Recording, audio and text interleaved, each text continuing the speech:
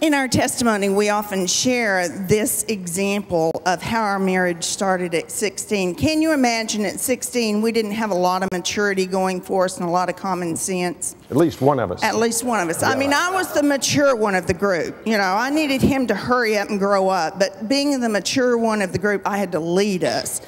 So one of the things that happened to us immediately after we got married was our honeymoon. Now, girls, if you've had your honeymoon, I hope it was glorious and wonderful.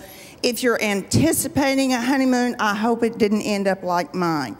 In that, the morning after we got married, I was asleep and someone came and knocked on our motel room door. Note that.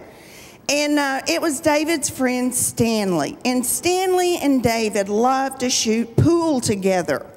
And that morning, Stanley wanted to go shoot pool with his best buddy, David. And David, looking over, seeing that I was asleep, thought, hey, she's asleep. She won't know the difference, so I'm going to go.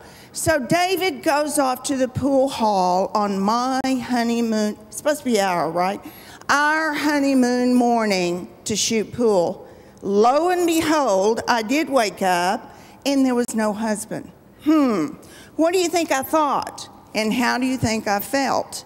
Now, I didn't know what to do with that. I just got up, got dressed. You know, he's already abandoned me, he's already left, so I just walked home. Now, David, when he comes back, of course, he's just embarrassed, and he runs to my house, rescues me, kidnaps me, basically, is what he's doing. And we go off into the sunset. Well, guess where that pain went of that event? That pain of that event, of that honeymoon, went with us. Because we didn't talk about that hurt until years later. Now, our testimony is this. We had 8 to 10 years of really bad marriage. And so we're being vulnerable with you because a lot of people will sit out here like you do and think, they've never had any problems. They're the teachers. 8 to 10 years of pain that we didn't know what to do with. And so 8 to 10 years into our marriage relationship, David looked at me one night and he said, Teresa, do you love me? And I said, David, I don't feel anything for you. Because what had happened was I had just grown numb. Because what I had done, what I had learned to do, and you may be the same way, I was taught to forgive the person that offended me. And I would, but I didn't know what to do with the hurt that went along with it. Do you? So what I did was I stuffed my hurt, and I stuffed, and I kept walking, and I stuffed, and I kept walking.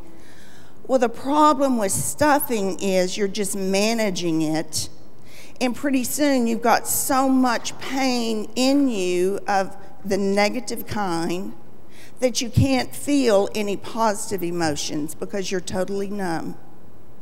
So that's where we're going to start. We're going to start by sharing with you a lot of examples of what kinds of hurt was in the cup, and we'll talk to you about the cup.